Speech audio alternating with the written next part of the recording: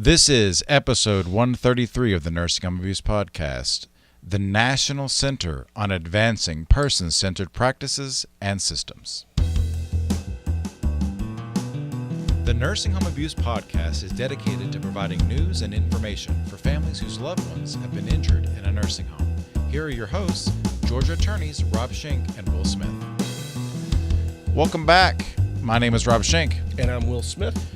And today we're going to be talking about the National Center on Advancing Person-Centered Practices and Systems, which is the brainchild of the Administration for Community Living and Centers for Medicare Medicaid Services. The goal of NCAPPS, is what we're calling it, NCAPPS, is to promote systems change that makes person-centered principles not just an aspiration, but a reality in the lives of people who require services and support across the lifespan.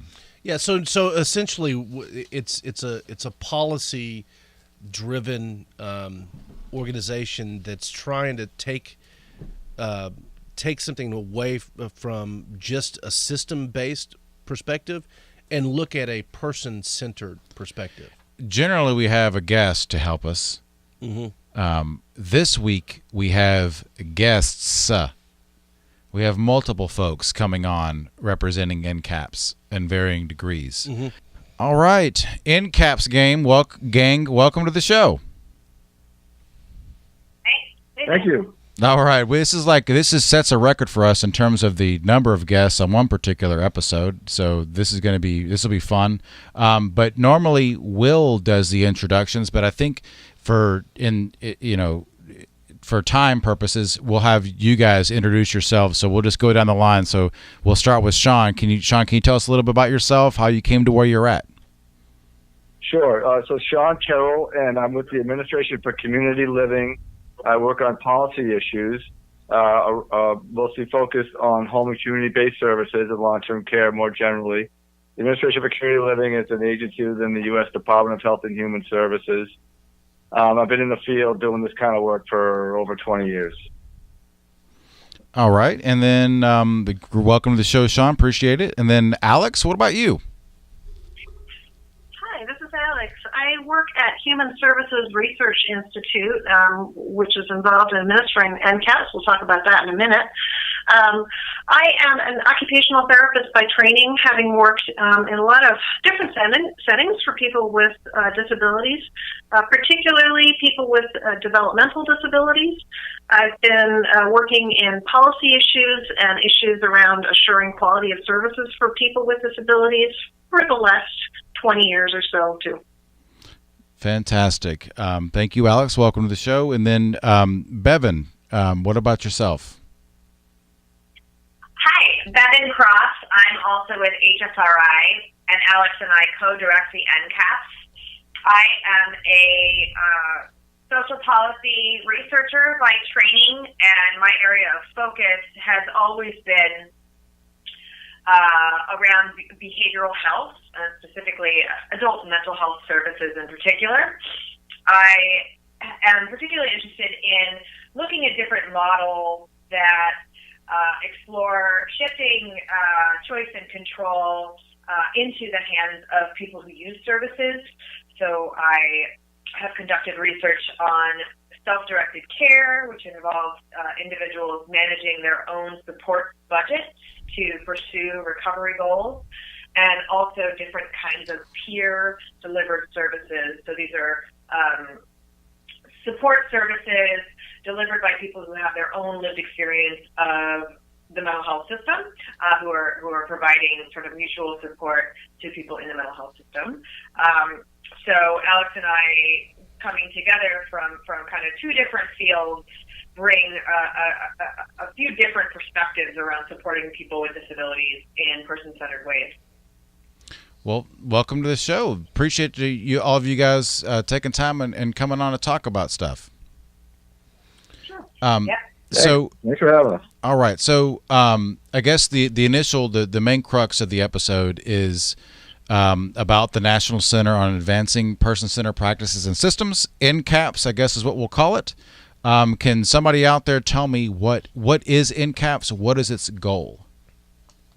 Okay, so the National Center on Advancing Person-Centered Practices and Systems, NCAPPS.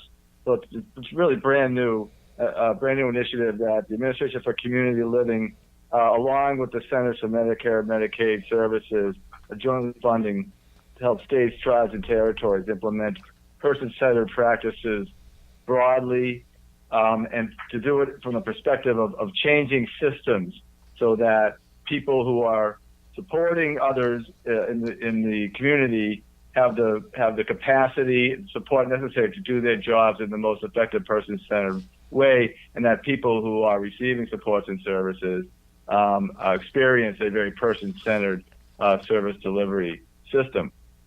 And so it's really to make that a reality. That's the goal. That's the broad goal over the years that we have, at least the first phase of this project. So it's in-depth practical technical assistance to states, tribes, and territories. We're working on establishing topic-specific learning collaboratives to promote broad-based learning and sharing of best practices. So we're really trying to get peer-to-peer learning. Whoever's out there doing good stuff, get them in front of other people who want to learn that stuff, and help us all move this thing in the right direction. So there's really the idea here is something for everybody. And that anybody who has something valuable to offer has some space in here to work with others to help again move these systems. We'll have educational webinars. They'll be open to the public, and we're also developing a national clearinghouse of actionable, up-to-date resources in the center. Well, that sounds fantastic, Shawn. And so the cat's been out of the bag with regard to how we produce this podcast, which is oftentimes in advance, sometimes as much as months and months in advance. So as this episode goes to air, it's Monday, October 14th. However, you and I know that we're doing this way earlier in 2019. However, so I'm not holding you to any dates. I'm not going to require you to be, solid on what you tell me, but when is the anticipated start date of the program? Yeah, so that's, the official date is sort of, became a thing upon essentially the launch of the website, which was in January of this year. Mm-hmm. But we're rolling out different components, and we'll be continuing to roll out different components probably through the October date that this airs.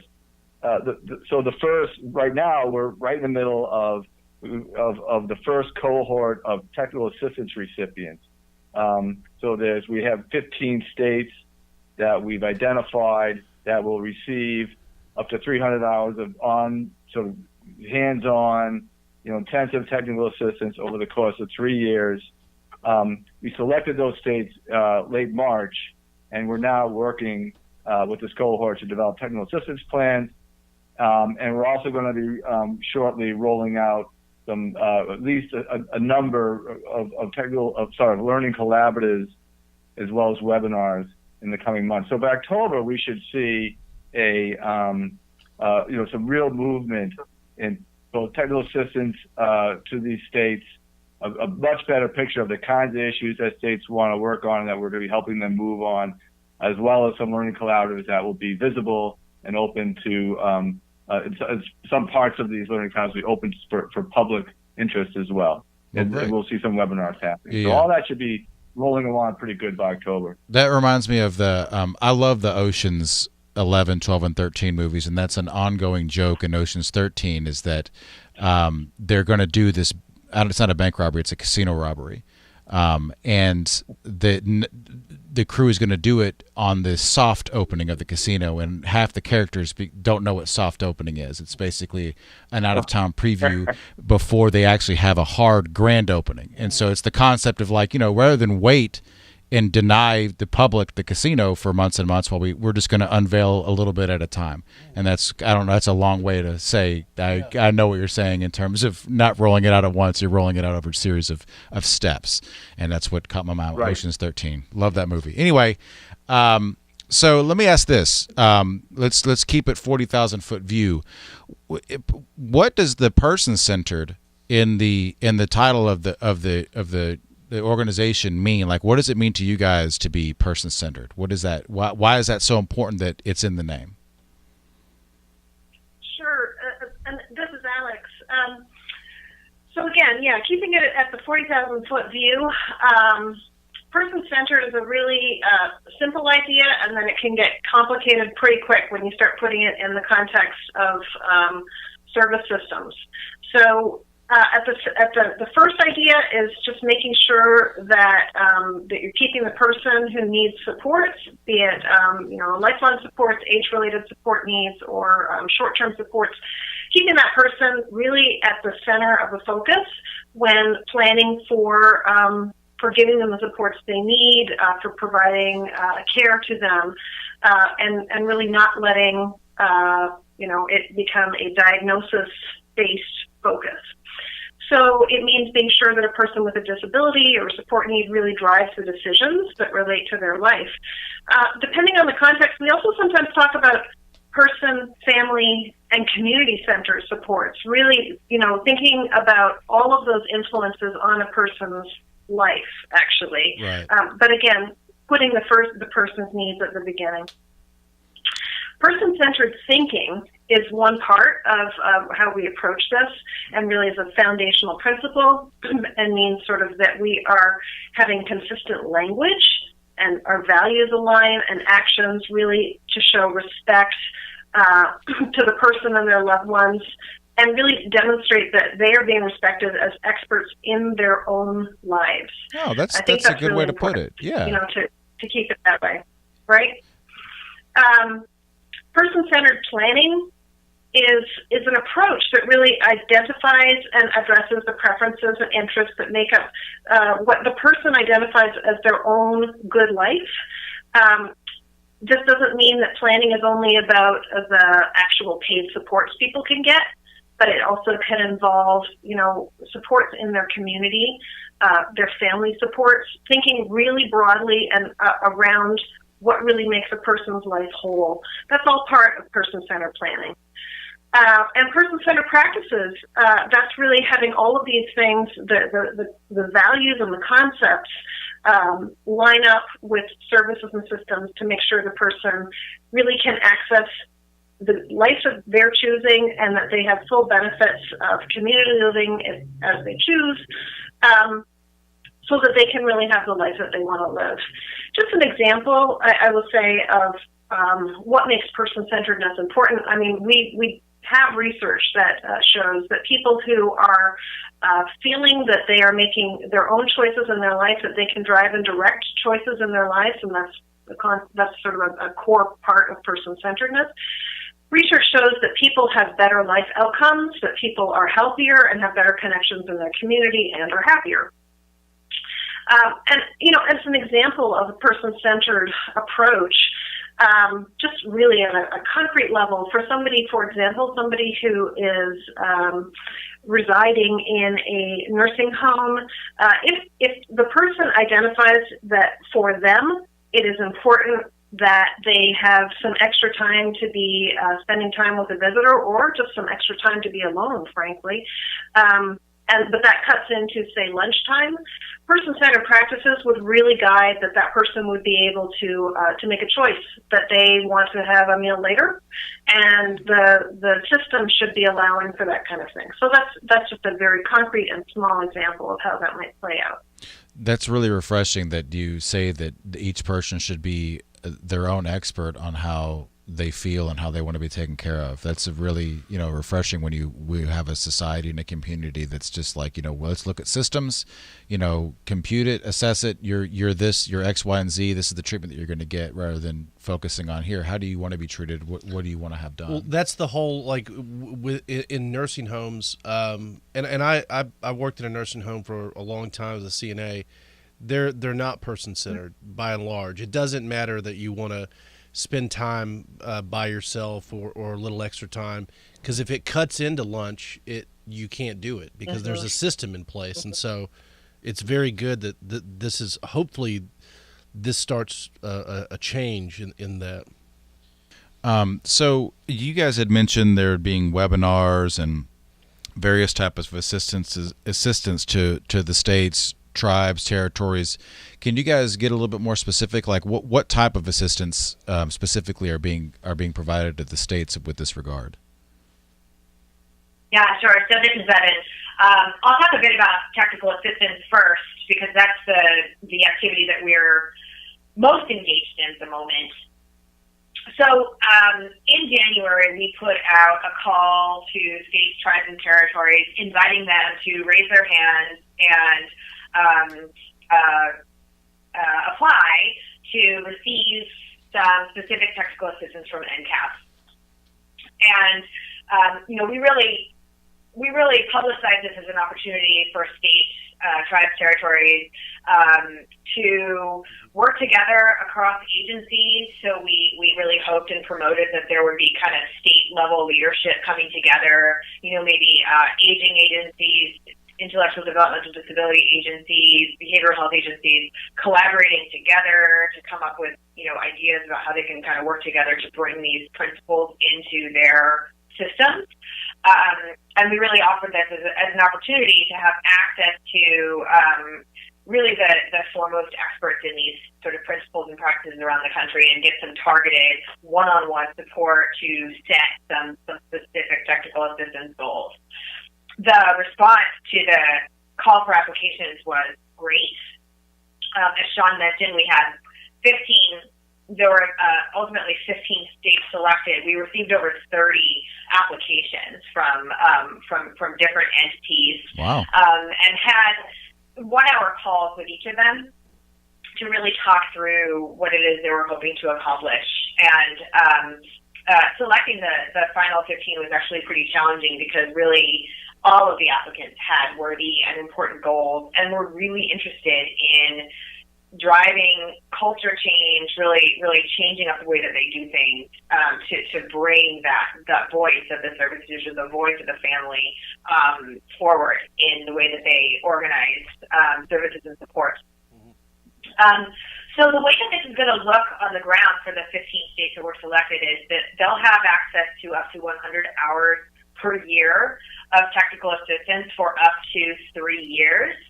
And that 100 hours will be delivered by subject matter experts. These are people who, are deep experts in specific areas that align with whatever the goals of the state is.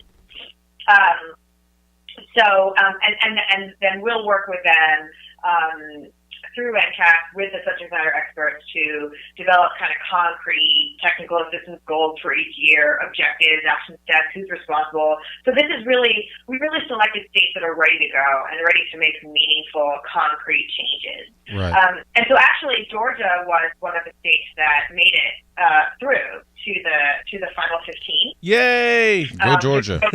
Yeah. And we were pretty impressed by them, to be honest with you. We had a really good discussion with them. Who's the them? And and their goals. I could talk generally. Hopefully, I'm not giving too much away. I think they won't mind. Their goals. I was just looking at them before we got together this afternoon. If you can answer, their goals are actually. If you can answer, go ahead. if you can answer, who is them when it comes to Georgia? Oh yeah, sure. Georgia. No, it's the Department of Human Services, Division of Aging Services. Ah, okay. Yeah. And they have plans. They're the lead agency, but they have plans to really collaborate across different agencies in the state. So this is not just going to be focused on services for older adults. It's going to be focused more broadly on services for people with disabilities and long-term service and support needs across the state of Georgia. Oh, good. Yeah.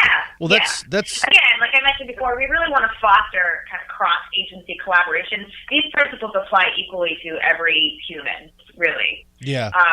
So the idea is to kind of have everybody get together and get on the same page.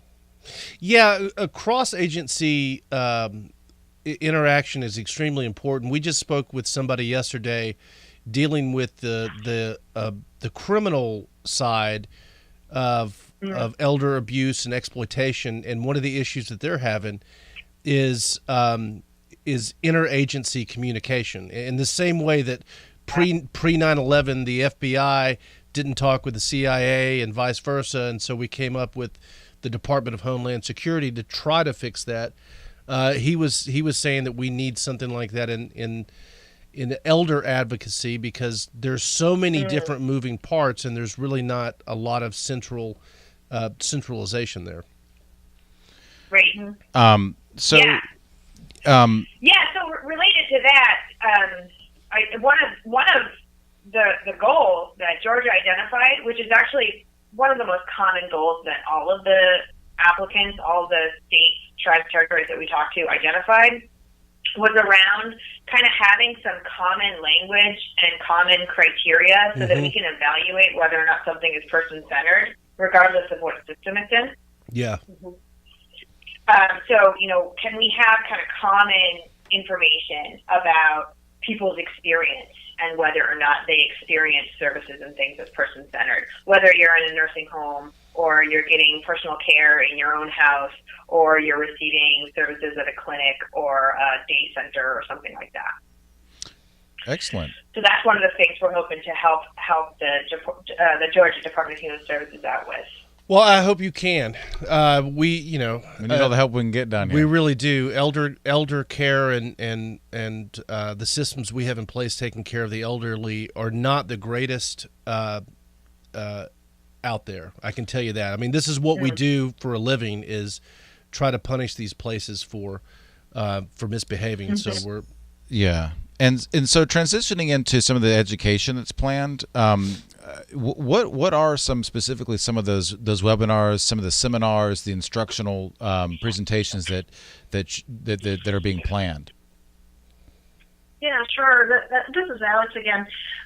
As you'll notice, there's a number of us here gathering together. It really is kind of taking a lot of people to bring together a lot of different areas of interest and expertise, and we've gotten great response from people interested in technical assistance, as well as a lot of people interested in a whole range of webinars and other opportunities for peer-to-peer learning. So, for example, some of the webinars which we are gearing up to deliver, which will be available publicly, and this is what we're really trying to do, is to provide things at multiple levels. So these will be available to anybody who's interested. One, for example, talking about applying person-centered thinking and planning and practice in long-term care settings. Now, these as a webinar, to help people think through some of the core concepts there. Also, cultural and linguistic competence in person-centered thinking, planning, and practice. That's an area we have gotten a lot of questions, and people really see a lot of opportunities for improvement, frankly.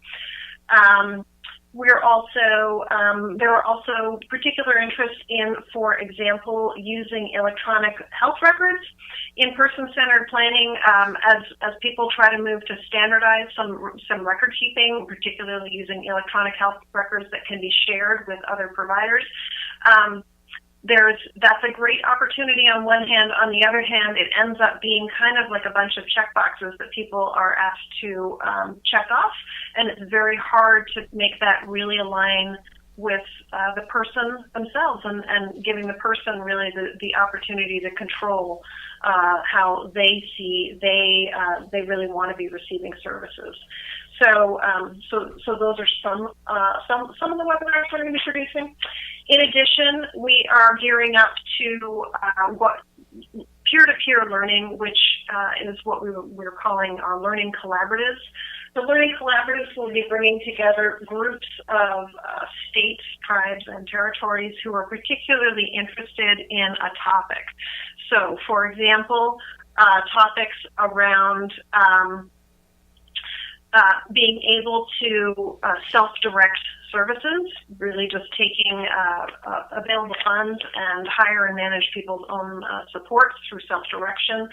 There are a number of different models, and there's some great examples of where it's being done well, and some great examples where people are just sort of trying to get it up and going. So peer-to-peer learning, bringing together groups of states for probably a period of about 18 months of regular meetings and, working through a very structured process of trying to make progress in their particular system.